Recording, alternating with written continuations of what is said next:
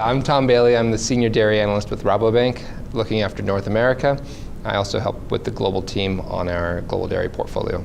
Our view is the ascension has mostly occurred in terms of dairy prices. Internationally, we've seen much larger recovery, up about 50% in the last 6 months. The U.S. has had a marginal increase. The average farmer here in the U.S., not that any dairy farmer is average, but when you average the prices out, we're seeing farmers generally just above break even. So upside from here, we don't see a whole lot more upside at this point in time, given the volatility we're seeing in the geopolitical environment and the possibility of international farmers responding to these higher prices also. There's a lot of uncertainty.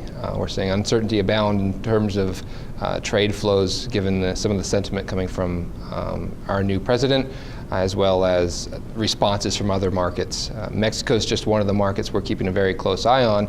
Mexico accounts for about 30% of U.S. dairy exports, and if we lost access to that market, which isn't outside of the realm of possibility at this point in time, we would have to consider where we're going to clear that product that would typically go to Mexico.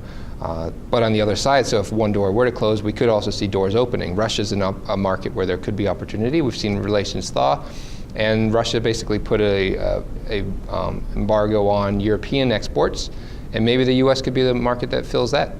There's a lot of challenge, a lot of change and volatility in the market as a result of just the number of possibilities that could come into play in the next 12 months. The key things that we're concerned with in terms of changes from our new president are the relationship with NAFTA. If we were to reshape NAFTA, it could get us a bit more access into a market like Canada, but it also could mean we lost access to a market like Mexico. That's a core area of our concern. Also, not just on the trade side, but on the production side. Labor accounts for about 10% of cost of production of milk in the U.S. And according to the Bureau of Labor Statistics, it's unauthorized labor is about 50% of farm workers at this point in time.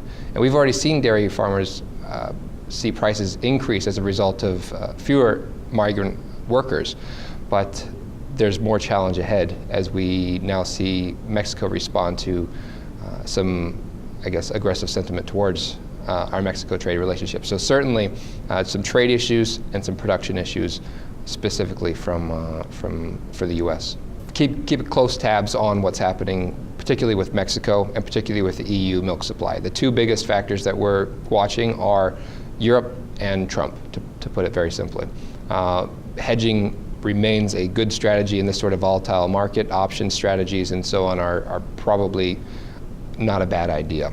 It's hard to say exactly what's going to happen in terms of pricing, because we do see upward pressure on prices, but because of the uncertainty and the risks with Mexico, for example, to the U.S., there's a significant downside risk at the same time. It's very unique to have this kind of genuine upside potential driving the market, but then a realistic downside scenario that is evolving in front of us. If we put aside all of the geopolitical concerns at this point in time, the picture remains clear for us that most developing markets have a very underdeveloped agricultural industry. Dairy in particular is a complex one, and we do not see the investment or the capabilities or the land available to continue to drive self-sufficiency rates up for a lot of large developing markets. Indonesia, China, just to name two of those large markets, but also in Middle East and North Africa, where land remains a constraint.